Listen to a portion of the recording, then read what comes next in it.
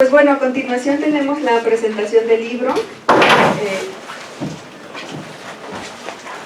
y está a cargo de tres doctores que son el doctor Carlos Barreto Zamudio, la doctora Silvia Marcos, viuda de Jean Robert, como bien sabemos, y el doctor René Santobella Arredondo. Gracias a ellos también por su participación.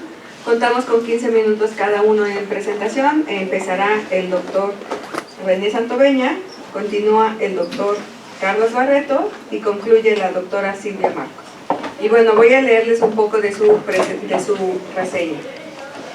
El doctor Carlos Barreto Zamudio es director de Historia y Etnohistoria por la Escuela Nacional de Antropología e Historia, miembro del Sistema Nacional de Investigadores CONACYT en el nivel 1, cuenta con reconocimiento al perfil deseable PRODE, es profesor investigador de tiempo completo de la Universidad Autónoma del Estado de Morelos y está adscrito al Centro de Investigación en Ciencias Sociales y Estudios Regionales en CICSER. Actualmente es director de CICSER, es presidente del Instituto de Investigación en Humanidades y Ciencias Sociales, es miembro del Cuerpo Académico Consolidado Procesos Regionales y Transformaciones Socioculturales. Su investigación se centra en la historia regional, social y política del centro-sur de México de los siglos XIX y XX y temas específicos como el zapatismo, el bandolerismo y los movimientos sociales del siglo XIX y XX. Es autor de los libros Rebeldes y Bandoleros en Morelos del siglo XIX, también del libro De Amparos y Garantías, acercamientos a la historia morelense desde las fuentes judiciales, y el delito de ser zapatista.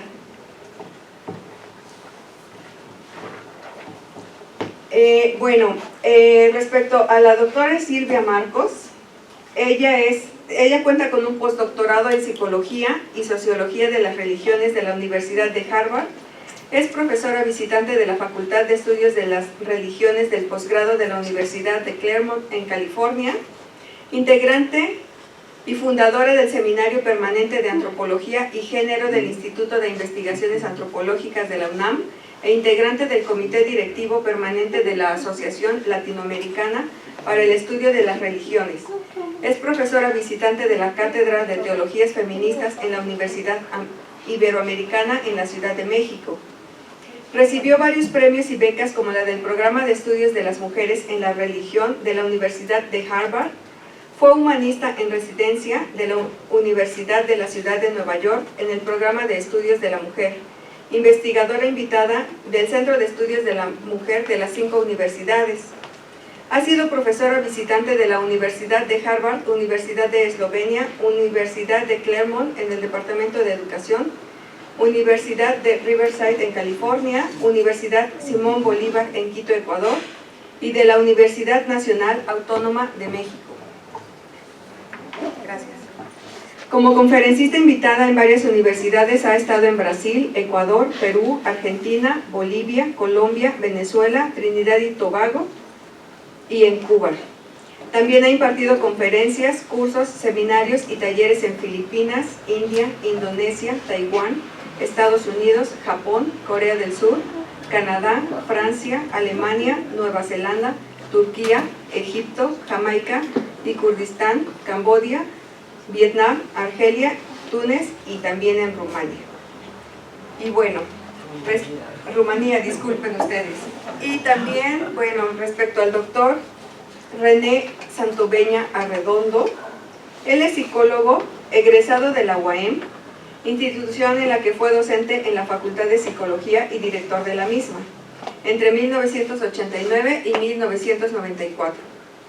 Después fue secretario general en el 94 al 97, secretario académico de 1997 al 2000 y rector del 2001 al 2006.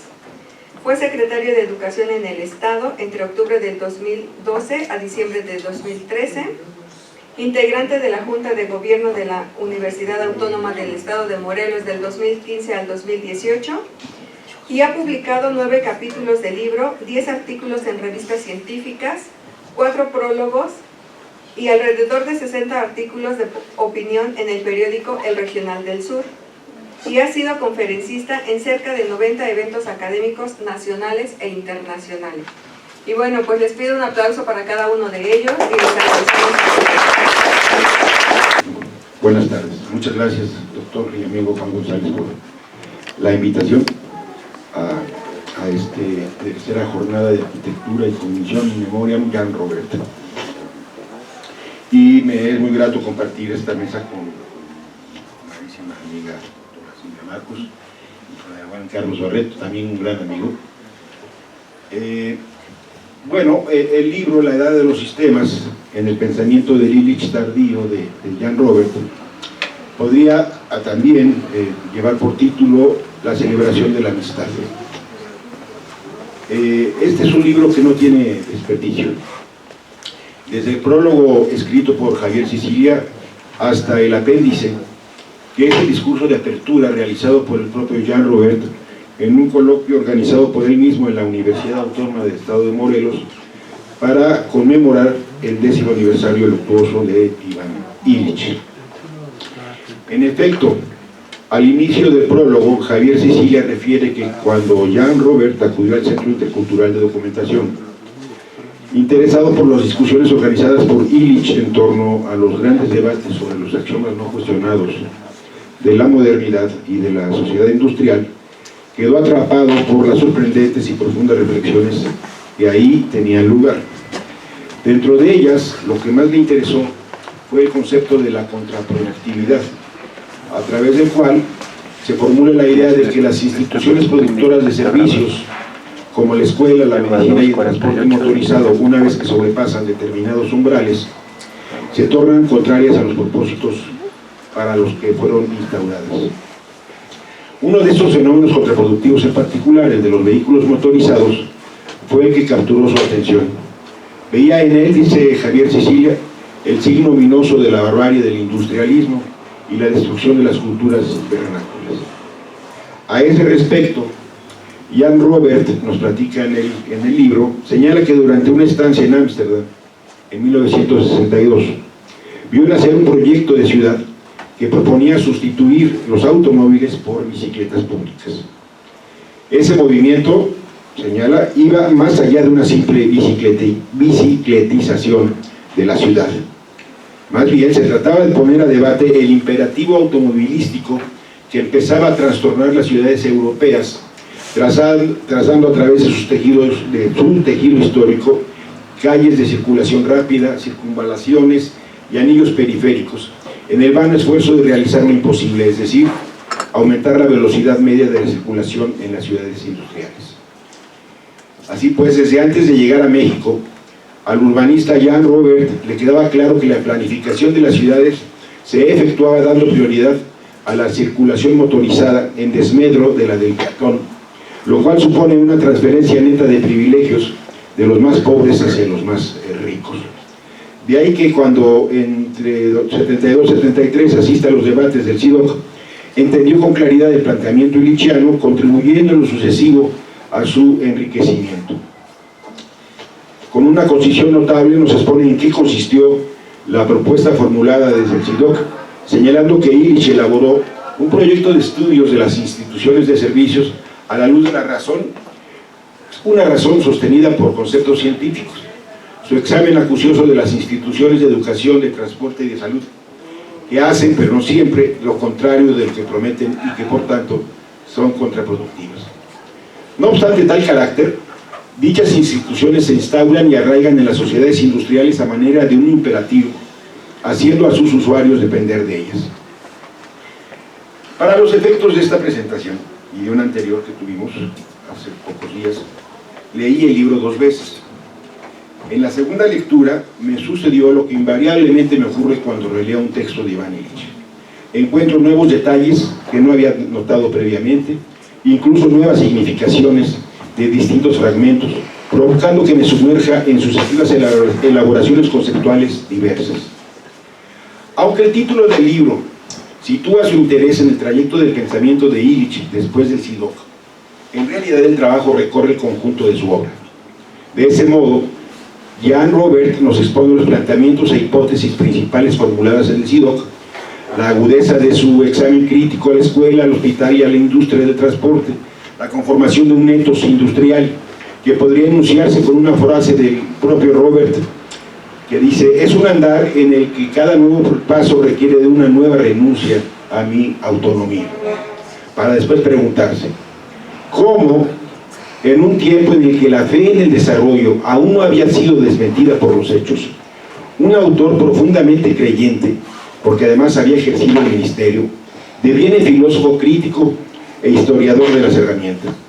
Es decir, de lo que generalmente se llama los técnicos o la tecnología, que es lo que resulta verdaderamente sorprendente, esta mirada crítica de Iván Illich. La crítica a la modernidad, la crítica a la sociedad industrial avanzada y su modo de producción, presente por igual en el capitalismo como en el socialismo, es muy aguda y sigue siendo válida. Al cierre del siglo viene la época a la que el libro de Robert destina su mayor parte. Entre finales de los 70s e inicios de los 80s, Illich se percata de que las herramientas tienen su propia historia. Y como nunca dejó de pensar en las instituciones, en las herramientas, y las certidumbres de la sociedad, se dio cuenta y comenzó a hablar de la historicidad después de las herramientas como tales. Y por ello fue capaz de advertir que asistíamos a partir de los años 80 al inicio del fin de la era de las herramientas. Entonces, en el libro nos expone, bueno, el camino recorrido por Iván Illich, remontándose al concepto de organón en el mundo griego, para llegar después, que era una prolongación del cuerpo, para llegar después al instrumento en el siglo XII, en el mundo medieval, y que a partir de ahí incluso las 4 causas formalmente planteadas por Aristóteles añada una quinta, una causa, la causa instrumental, y que justamente estamos en esta época, en esta edad de la transición, en donde las herramientas han sido absorbidas o forman parte ya de un escenario mucho más amplio, que es el de los sistemas, y que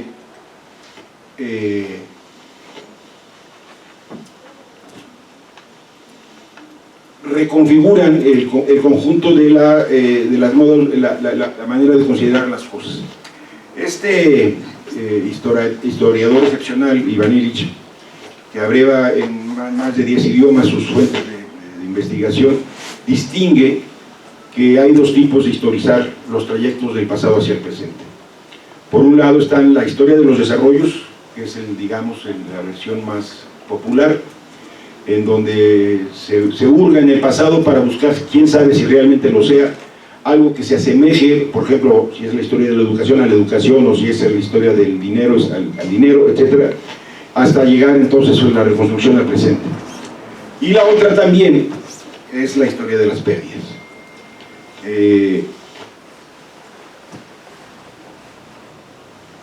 Esta manera de distinguir de Illich, de 2 tipos de historizar el tiempo, el pasado, resulta muy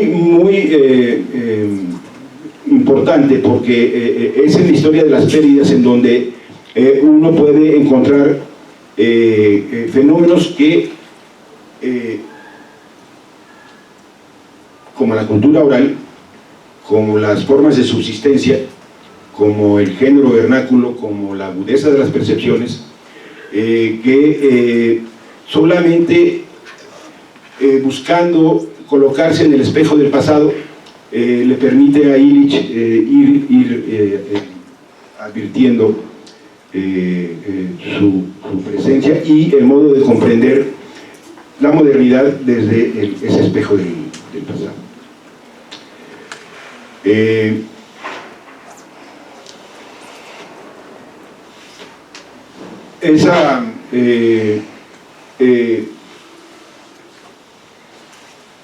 Esa esa idea formulada por Illich, en el sentido de que el sistema hace de quien lo usa un subsistema, y notar la dificultad o la crítica circunstancia que atraviesa el ser humano en esta transición de eras,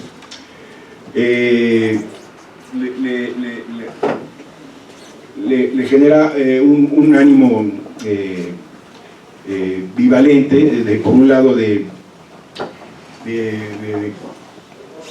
desolación, pero por el otro lado un ánimo dispuesto a contribuir al cultivo de la amistad y la hospitalidad en la vida de él y con sus amigos. Todo el trazo del libro, de principio a fin, tiene como un trasfondo un conjunto de planteamientos de orden ético, que tiene que ver con desde el caminar, el renunciar voluntariamente al carro, a el señalar que es a través del mundo convivial, a través de la conversación con amigos, cómo se produce el pensamiento, y por este señalamiento permanente tanto de Illich como de Robert, de que es en la búsqueda de la autonomía en donde se encuentra lo bueno y el bien en los seres humanos. Entonces, nuestro filólogo andante, caminante, en alguna parte del libro hay varias preguntas como esta, pero con ello quiero cerrar. Bueno, señalando dos cosas primero. Antes de la pregunta, en varias partes del libro, Jan Robert enfatiza la importancia que tuvo para Iván Illich haber vivido en Ocotepec. La convivencialidad es un libro que de algún modo tiene los aromas, tiene la tersura, tiene el olor, digamos, insisto, de Ocotepec, y que Jan Robert señala que la noción de convivencialidad, la noción de amistad y de hospitalidad están muy emparentadas con Ocotepec. Y en ese sentido, bueno, el género vernáculo también tiene múltiples referencias a lo que distingue Iván Illich en términos de las herramientas que son más femeninas, femeninas o bien masculinas. La cuestión que se pregunta Jan Robert dice textualmente: me pregunto, las ideas de un hombre que formuló una crítica coherente de la sociedad industrial de los años 70, una época bien lejana, ¿podrían ser los gérmenes de ideas innovadoras en el extraño tiempo que estamos viviendo? En varias ocasiones y en varios fragmentos del libro, Jan Robert se hace planteamientos y se pregunta cuestiones semejantes a esta, teniendo él la esperanza de que entre las mujeres y hombres que nos quedamos tengamos la posibilidad y la capacidad de, entre todos, en estos momentos reflexivos y de discusión, poder encontrar posibilidades de salida de este terrible. Muchas gracias.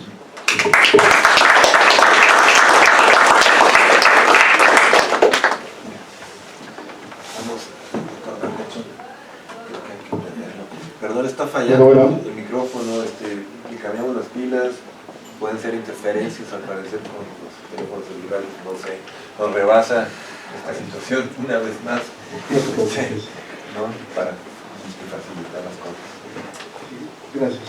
Adelante, doctor. Pues muy buenas tardes a todas, a todos. Es para mí un gusto estar en el 5. Agradezco mucho la invitación y la consideración de mi amigo Juan González de invitarme a esta actividad, y por supuesto no quiero dejar de destacar el enorme privilegio que tengo de estar compartiendo la mesa con dos queridos amigos, el doctor Santoveña, conocido por todos, y la doctora Silvia Marcos, una muy admirada académica y que pues, bueno, no todos los días se sienta uno en la misma mesa con ella, ¿no? Compartir este tipo de experiencias académicas. Y me gustaría comenzar sobre todo viendo que hay público joven, público pues, que está en formación y hacia quien va fundamentalmente dirigida esta reflexión, que tanto la obra, bueno, hay una serie de personajes importantes, ¿no? en la historia de Cuernavaca que de alguna manera se ligan con el desarrollo y situación actual de la Universidad Autónoma del Estado de Morelos. De ellos se menciona, ¿no?, que son los pilares de este libro, por supuesto Iván Illich, ¿no?, que ha sido multicitado en esta sesión, y bueno, Jan Robert, y por supuesto Silvia Marcos, ¿no? La orientación cognitiva, la orientación epistemológica, que sobre todo en un principio, o en la época que compartió la Universidad Autónoma del Estado de Morelos con estos pensadores, pues le da mucho sentido a lo que es en la actualidad. Y creo que, sobre todo para las generaciones más jóvenes, es muy importante tenerlo en cuenta. Hay que leer a estos personajes, hay que valorarlos, hay que considerarlos como parte del andamiaje de conocimiento que nos toca compartir, ¿no? Que nos toca compartir desde la Universidad Autónoma del Estado de Morelos. Entonces, bueno, yo decidí, comentaba con Silvia, ¿no?, cuál era la mejor manera de hacer esta presentación, y yo me orienté mucho a la lectura del apéndice. Si bien ya bueno, es una más de las obras de Jan Robert, ¿no?, la que presentamos hoy día, pues en varias de sus obras se toca la figura señera de Iván Illich, y en este caso me parece que es muy importante destacar la reflexión de Jan Robert, no solamente como lector de Illich, sino también como un personaje que desde la propia crítica, desde la visión crítica, pues hace reflexiones y aportaciones que enriquecen todavía más, ¿no?, esta noción del pensamiento illichiano, y también pues da avisos muy claros del pensamiento de él mismo, ¿no?, de Jan Robert. Entonces yo sí quisiera mencionar que el apéndice es muy rico, ¿no? Es una especie de vista panorámica acerca del contenido del libro, con muchos de los temas que se han mencionado aquí. Tiene una serie de subapartados que desde su propia denominación pues es estimulante, ¿no?, o motivante asomarse a ellos. Un filósofo radical en Cuernavaca, las voces del terruño, el escritor en el pueblo, percibir la vivacidad imperceptible bajo una chapa de concreto, que habla, ¿no?, sobre todo de esta experiencia en Ocotepec, ¿no?, de esta muy fuerte y definitiva experiencia en Ocotepec. Posteriormente, Caminos de la disidencia en una situación intolerable, auge y decadencia del pensamiento crítico, renacimiento del pensamiento crítico desde abajo, la escuela obligatoria, un instrumento de segregación social programado, los transportes chupatiempo y la energía destructora de la equidad, industria médica iatrogénica.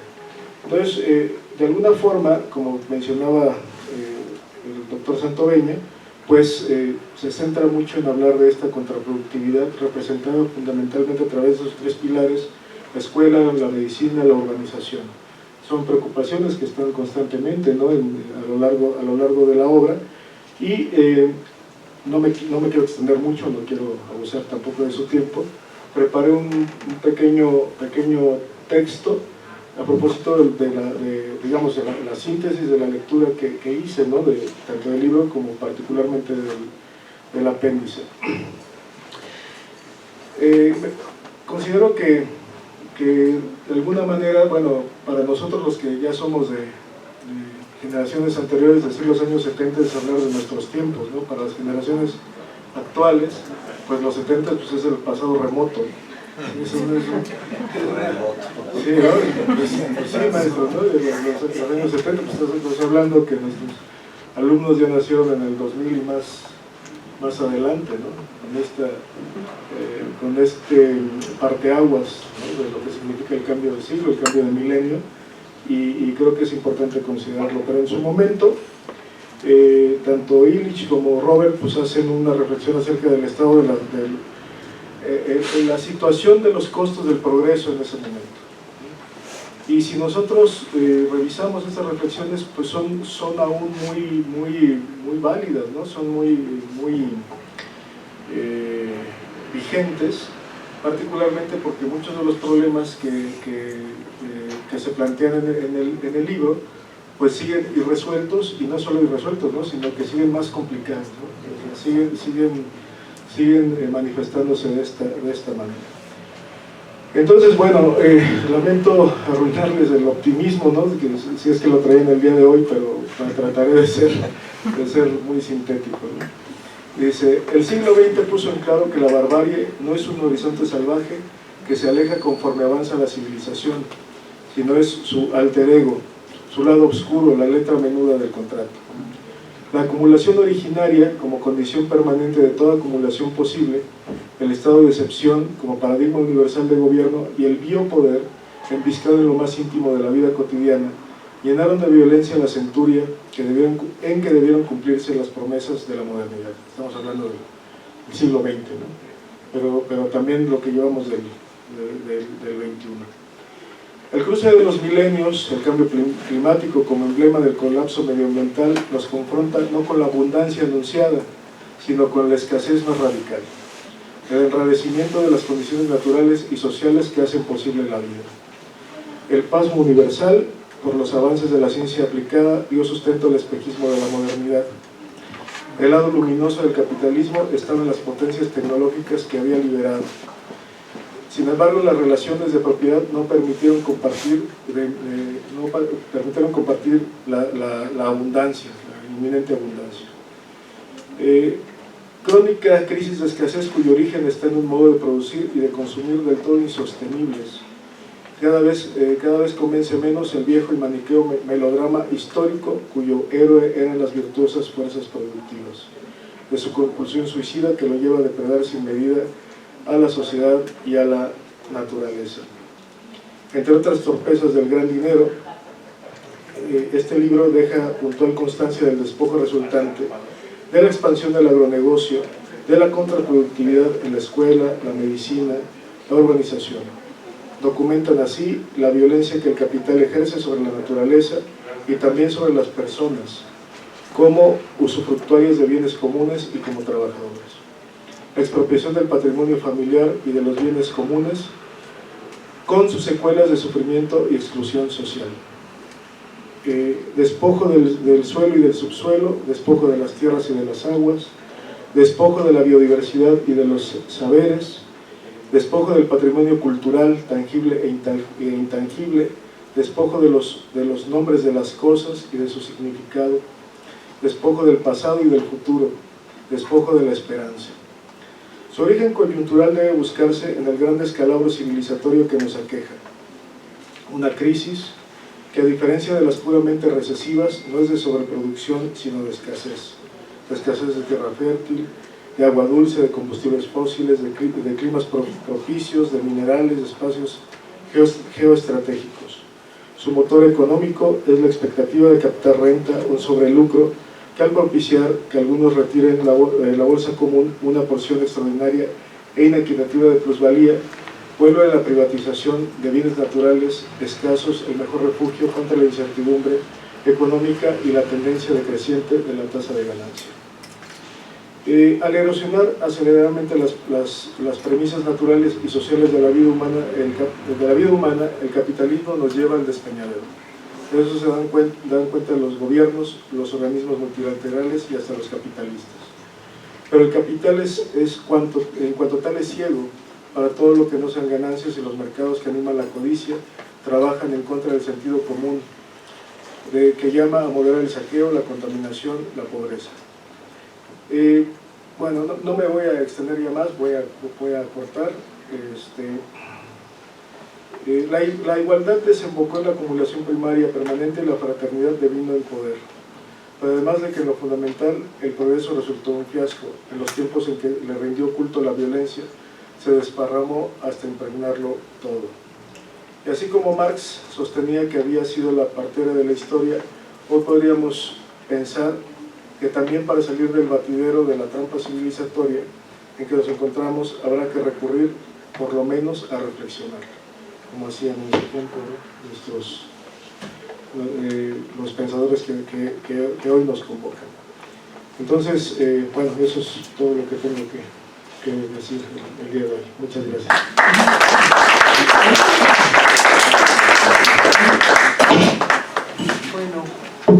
Bueno, voy a ver si puedo, si me oyen, ¿se me oye o no se oye? Si se oye, a lo tengo que acercar más. Si yo quisiera poder gesticular un poco y no tener el símbolo fálico en la mano. No quisiera. Eso es lo que más me preocupa. Bueno, entonces, pues como están diciendo aquí, hemos oído a René, hemos oído a Carlos. Yo les voy a decir, primero que nada quiero agradecer al centro, al doctor Juan González, por haber organizado In Memoriam, y quiero y considero que es uno de esos eventos organizados a partir de lo que hemos llamado el doble legado, Jean Robert y yo, para la UAM, de parte de él y mío. Entonces, es en el momento en que estamos juntos, las diferentes facultades que han conservado el valor de la tradición de Jean Robert, sus escritos. Entonces, esto, para mí, es un evento en donde deberíamos ya considerarlo como un evento del doble legado. Y agradecer mucho al Centro 5. Y luego quiero decir muy brevemente, el libro que presento ahora es un itinerario de los diálogos y conversaciones sostenidas por Jean Robert con Iván Illich. Como decía, pues sí, los jóvenes son, ¿cómo es eso? Pues ya es otro mundo. Ya. Pero resulta que estos pensadores fueron proféticos. ¿Saben lo que quiere decir proféticos? Que vieron lo que iba a pasar en el futuro y que cuando los leemos ahora estamos viendo lo que está pasando ahorita. Entonces, si ustedes leen este libro con todos los capítulos, ahorita les voy a decir los títulos, se van a dar cuenta que está hablando de lo que estamos viviendo ahora, nada más que incrementado al 100%. Por eso digo que es profético, porque ellos pensaron, en aquellos entonces, les digo porque yo era parte, las críticas que hacía Iván, a mí, jovencita como están ahorita ustedes, a mí se me hacía que estaba exagerando. Ay, este señor, qué exagerado, cómo está ampliando las cosas. Aunque aquí René tuvo una intuición a sus 17 años sobre la crítica a la educación y ya me lo comentó. Entonces, en cierto sentido, esta gente abrumaba el futuro. Yo me acuerdo, yo joven, yo no me quiero preocupar por todas esas cosas. Se me hace muy exagerado, muy fuera de dimensión. Pero resulta que ahorita estamos viendo que está simplemente describiendo lo que ya estamos viviendo, los absurdos que estamos viviendo. Entonces, eso hay que tomarlo en cuenta, la vigencia que tiene. El libro es un itinerario, ya lo dije, de esas conversaciones. ¿Por qué itinerario? Porque justamente a la hora que Iván critica la institución educación Y fíjense, él era monseñor del Vaticano, no se les olvide. Como monseñor del Vaticano, él está trabajando con la Iglesia Católica. Se viene, y todo eso viene en el libro, es interesante para que lo lean, porque es como historia de Cuernavaca, la historia de esta parte del mundo donde les tocó nacer. Entonces él se viene nombrado por la Iglesia y forma el CIF, Centro de Investigación o de Centro Intercultural de Formación. ¿Qué formación? Eran misioneros. ¿A quién les di? Yo les conté, no sé, ha cambiado el público, pero yo les conté que yo di mi primer seminario sobre estudios de la mujer en Sidoc. ¿Quiénes eran mis alumnos? Eran misioneros que el Plan Kennedy había mandado para que vinieran a colonizar América Latina. Decían que a evangelizar, a convertirlos de paganos, ignorantes indios, atrasados, que se convirtieran en gentes de razón. Entonces, los misioneros eran los que venían a tomar estos seminarios en Sidoc. Iban un monseñor del Vaticano que adentro del Vaticano critica la institución Iglesia, y la institución Iglesia es, según las críticas de Iván y de todos sus pensadores, la institución Iglesia formó como un modelo para las instituciones de la modernidad. Entonces, la educación, el transporte, la medicina reproducen estructuralmente la jerarquía y la organización interna que tiene la Iglesia Católica. La Iglesia Católica, veanla ahorita, hay un Papa que es el representante de Dios en la tierra. Entonces un poco, pues perdón aquí los directores, pero el director pues es el que rige todo lo que pasa. Y hay una jerarquía que es parte de, no digo estos directores son muy diferentes y por eso me tienen hablando aquí a mí, pero es el modelo, Y entonces todo este libro es ir revisando diferentes etapas de ese diálogo. ¿Por qué? Porque la educación se sustituyó, la institución educación, escuela, universidad, posgrado, todo eso fue este modelo estructuralmente de la Iglesia que Iván Illich empezó criticando y que luego, por supuesto, pues se puso a ver lo que estaba pasando en la modernidad y pues la medicina y la educación y el transporte vuelven a reproducir esa estructura, pero es una estructura que nace con la Iglesia Católica. Entonces, por eso la crítica es básicamente no solo a la educación, a la salud, sino básicamente a las instituciones de la modernidad. Entonces, por eso hay como lo han dicho aquí los compañeros, hay una crítica permanente y una propuesta de convivencialidad. Ya oí yo, Braulio los oía a ellos. La propuesta es la convivencialidad y todo el libro aquí es la convivencialidad vivida por Iván Illich, con Jean Robert y con todos, Fabio Milana, con todos esos personajes que mencionó Braulio, que fueron parte del Sidoc, que fueron parte de Enrique Dussel estuvo en Sidoc dando un seminario. Don Sergio Méndez Arceo, yo me lo encontraba, yo jovencita, así como están ustedes, saliendo de dar mi seminario sobre mujeres, y ahí salía el obispo don Sergio Méndez Arceo, todo un personaje, el obispo rojo de Cuernavaca, y pues yo me codeaba con él, una jovencita como ustedes, pero justamente era la propuesta de Iván, alterar esa jerarquía, volver la autonomía. Aquí mencionaron mucho la crítica de la contraproductividad, pero no solo es la crítica de la contraproductividad, es crear el espacio de la autonomía y de la autogestión.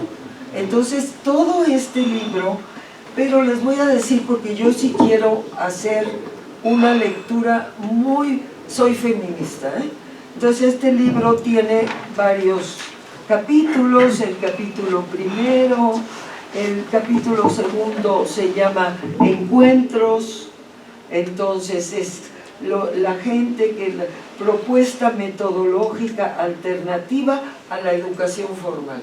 Eso es lo que eran esos encuentros. Esos encuentros que Iván se dedicó a reproducir después que se cerró el CIDOC y después que se cerró el CIDAL también, porque el CIDAL estaba muy conectado con el CIDOC. Lo que se propuso fue reproducir estas reuniones de mucha gente inquieta por saber y cómo se puede uno facilitar uno al otro y cada uno compartiendo, y entonces eran puros diálogos, entonces era pura conversación, y esa es la convivencialidad, y eso es lo que viene en este libro. Pero como les decía, el capítulo 3 se llama Peregrinaciones y Nuevas Visiones, porque Iván estuvo en Alemania, fíjense lo que hacía Iván Illich. Iván Illich no cobraba, fíjense la alternativa a la institución. A él era todo un personaje brillante, un monseñor del Vaticano, teólogo muy conocido, muy famoso. Entonces lo invitaba el Hochschule de Bremen a que viniera a pasar un año de investigación, y le daban los miles de dólares o de euros. ¿Y qué hacía Iván con eso? Lo volcaba para financiar a 20 gentes como estos compañeros, para que vinieran con él a dialogar durante 5 o 6 semanas y aprender juntos, aprender en horizontal, sin autoridad central, y aprender de cada uno de los demás. Ese fue el método que instauró Iván, y por eso el capítulo 3 se llama Peregrinaciones y Nuevas Visiones, porque a él lo invitaron a Penn State, a la Universidad de Filadelfia, lo invitaron a Bremen, lo invitaron a Hannover, pero lo invitaban como me han invitado a mí, pero yo no he hecho lo mismo. Yo me he ido a instalar a hacer mis investigaciones un año en una universidad, a que me paguen muy bien, a estar muy cómoda y poder progresar en mi trabajo académico, lo confieso. Pero Iván lo que hacía era que repartía, les decía: ahora sí, vénganse todos ustedes, aquí les ofrezco todos los días una copa de vino y un espagueti en la noche, y ya no tienen que gastar tanto para comer. Yo los invito y júntense. Y esa fue la vida de Iván, y eso es lo que viene en este libro. En este libro viene capítulo por capítulo los 30 años que dialogó Jan con Iván Illich, y sobre todo los resultados de esas investigaciones que crearon un choque, que crearon otro mundo de pensar el mundo, otro modo de pensar el mundo. ¿Por qué creen que nos invitaron los zapatistas? O sea, los zapatistas nos invitaron por eso, porque los zapatistas, fíjense, los zapatistas indígenas, con otra tradición, pobres, los considerados pobres, ignorantes, atrasados, no sé qué, esos percibieron el valor del pensamiento de Illich. Percibieron que había algo que les podía inspirar a su lucha para cambiar este mundo por otro mundo. por otro mundo menos depredador, menos destructor de la naturaleza. Ustedes saben que ellos viven de lo que siembran, es lo que uno llamaría ir hacia atrás, es regresarse a plantar y a comer lo que yo planto y lo que yo hago, y dejar el confort del capitalismo deteriorado. Entonces, esto es lo que viene ahí, pero sí les voy a leer.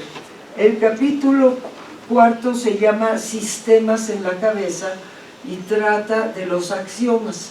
¿Qué es lo que consideramos obvio y cómo eso que consideramos obvio es puro no obvio, puro producto del capitalismo para ganar y para hacerse fuerte y para hacernos creer que no podemos vivir afuera de ese sistema? Entonces, ese capítulo 4, por ahí se los encargo mucho. Y luego, el capítulo 5, yo como feminista estuve muy cerca porque Iván Illich hizo un estudio que se llamó El género vernáculo. Yo no sé si mis compañeros aquí leyeron o supieron de eso. Desde el feminismo hubo una reacción muy intensa, muy crítica, y no comprendieron nunca ciertos feminismos, no todos. Mi feminismo estaba encantado porque yo me dedico a los pueblos indígenas y yo encontré el género vernáculo en los pueblos indígenas. Entonces, para mí eso que Iván estudió y que Jan estudió y le puso el género vernáculo una categoría heurística. ¿Y qué quiere decir con heurístico? Ustedes deben de saberlo ya, los filósofos. Lo heurístico es algo que puede ser, algo que puede reencontrarse, encontrarse en el pasado o reinventarse en el presente. Eso es lo que quiere decir heurístico. Entonces, cuando mi marido habla del género vernáculo en el capítulo 5, aquí, a él revisa el texto, el estudio de Iván Illich, y les voy a leer para que no quede con puras cosas que digo yo verbalmente. Yo espero que puedo ser clara y no ser errada, pero leer unos parrafitos sirve. ¿Qué es el género vernáculo? Categoría heurística. Lo que Illich llamó el género, un término de origen gramatical. Yo me acuerdo cuando empezó, ¿qué es eso del género? El género, yo voy a comprar un género de algodón o un género de... Sí, voy a comprar una tela, ¿qué es eso? ¿Qué es eso?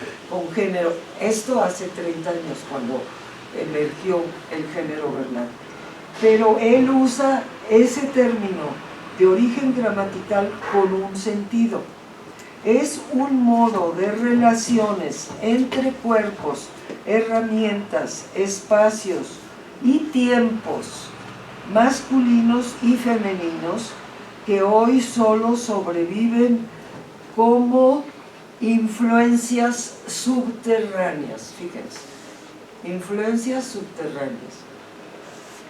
El género vernáculo, diferente de un valle al otro, fue sumergido por el sexo económico. Y aquí está la crítica de Iván Illich. Lo que tenemos ahora las feministas no es género vernáculo, lo que tenemos es el sexo económico.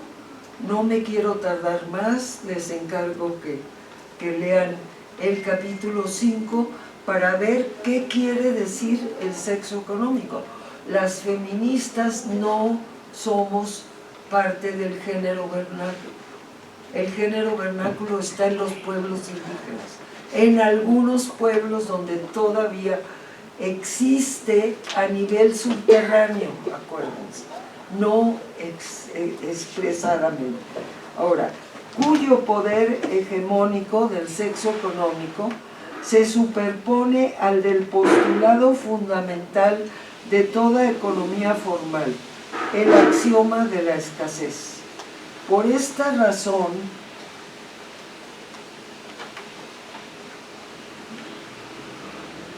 Por esta razón, ay, mira, aquí está, que las tengo, no quiero meter el dedo en la boca.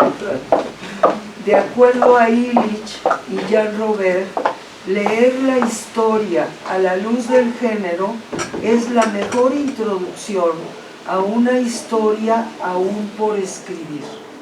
La historia de la escasez, de la que autores como Carl Polanyi o Louis Dumont hicieron un bosquejo convincente. Para Illich, el género vernáculo era un concepto heurístico, permitiendo, fíjense, pensar lo impensable, es decir, una sociedad no sometida a la ley de hierro de la escasez. Illich insistía en que el género negado y casi olvidado sigue, sin embargo, siendo tan indispensable como el aire.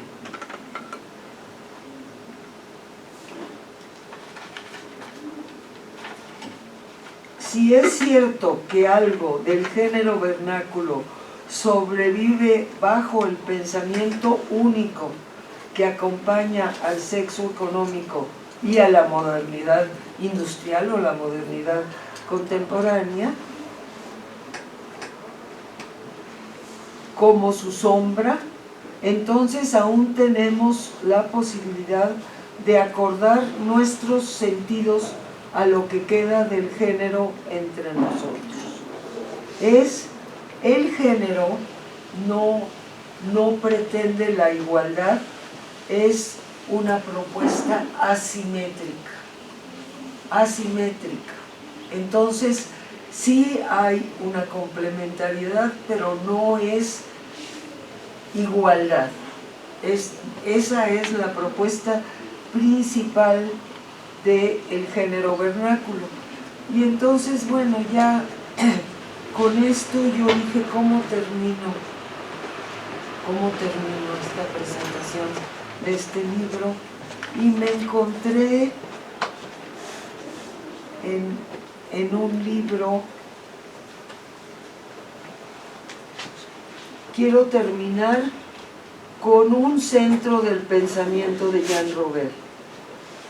Como centro de ciencias cognitivas he elegido citar a Jean con respecto al concepto de lugar, o lo que él llamaba topocosmos, por su diferencia con el concepto de espacio. Y ustedes saben, los arquitectos, entre el concepto de espacio y lugar, olvídense, ahí está el corazón de todo.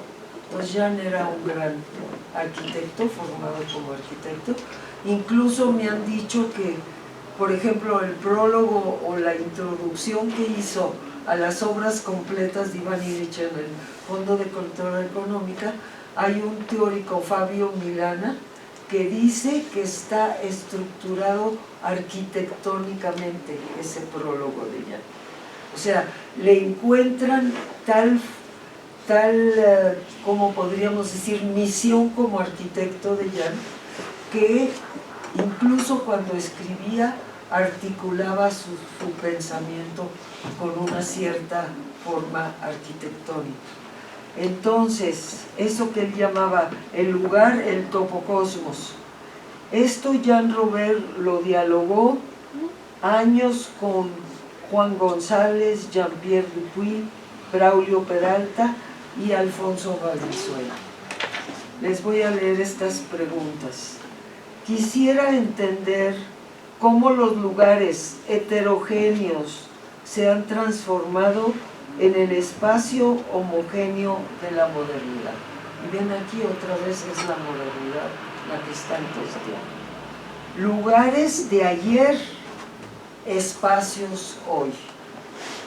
Me propongo describir la marcha de la modernidad como el paso histórico de la percepción de lugares, mi casa, este es aquí, lo que digo yo de la casa de nosotros y que nos dice todo el mundo, es un lugar humano, cercano, aquí, de dimensión humana, cada uno único, percepción de lugares, cada uno único, limitados pero abiertos hacia lo infinito, al concepto,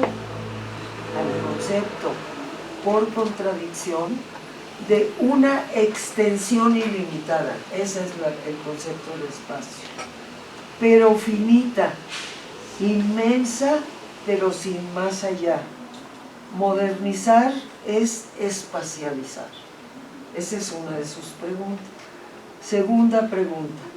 Quisiera comprender cómo el símbolo se ha transformado en ornamento antes de ser expulsado de la arquitectura. Y aquí él hace esos análisis de la arquitectura históricamente, abunda mucho en las etapas del gótico, pregótico, o sea, cómo expulsaron al símbolo de la arquitectura. Dice, Saussure y sus epígonos redujeron el símbolo al signo e insistieron en su carácter arbitrario. Por ejemplo, la palabra árbol no tiene nada en sí arborescente y se dice que es intercambiable con la palabra tri. No sucede lo mismo con el símbolo premoderno. Y aquí es donde está. Gerhard Lattner habla de la participación ontológica del símbolo medieval, es decir, de su consubstancialidad con su referente. Entonces el símbolo tiene otra presencia. Y tercera pregunta, quisiera vislumbrar cómo la complementariedad entre el aquí y el más allá ha dejado de ser percibida, dejando el aquí sin matriz o sin madre. Quisiera analizar la moderna vacuidad del más allá, tal y como se expresa en el concepto de espacio. Hubo épocas en las que se percibía que el más acá tenía un complemento asimétrico, que es lo mismo que es del género vernáculo, como se define, un complemento asimétrico en el más allá. Al decretar la vacuidad del más allá, la modernidad ha instituido la igualdad o intercambiabilidad. De todo aquí y de todo allá. ¿Ves? Y fíjense cómo se parece al concepto de género feminista de la igualdad absoluta. O sea, conceptualmente está muy relacionado el concepto de género vernáculo con este concepto de lugar y espacio. Al decretar, bueno, son determinaciones equivalentes en un mapa general, se funden en un acá neutro que llamamos el espacio y del cual decimos que contiene la totalidad de los seres. Y las feministas estamos propias por eso también. O sea, yo hago esa crítica a la teoría feminista también. ¿Cómo queremos esa vacuidad, esa cosa así totalmente igual? ¿Cómo? O sea, no podemos ser iguales. O sea, tiene que haber ese género vernáculo, ese género que es herencia ancestral y que está retomado hoy en día como muchas, como la casa de Jan Robert. Es de adobe, son muros de este grueso, pero tiene muchas adiciones de la contemporaneidad, de la modernidad, de adaptación a los tiempos modernos. Eso es lo que teníamos que hacer nosotros las feministas. O sea, el género vernáculo es precioso, hay que conservarlo adaptado a nuestro tiempo y a las situaciones que estamos viviendo hoy en día. Ustedes como arquitectos y urbanistas se enriquecerán con estos pensamientos. Y muchas gracias.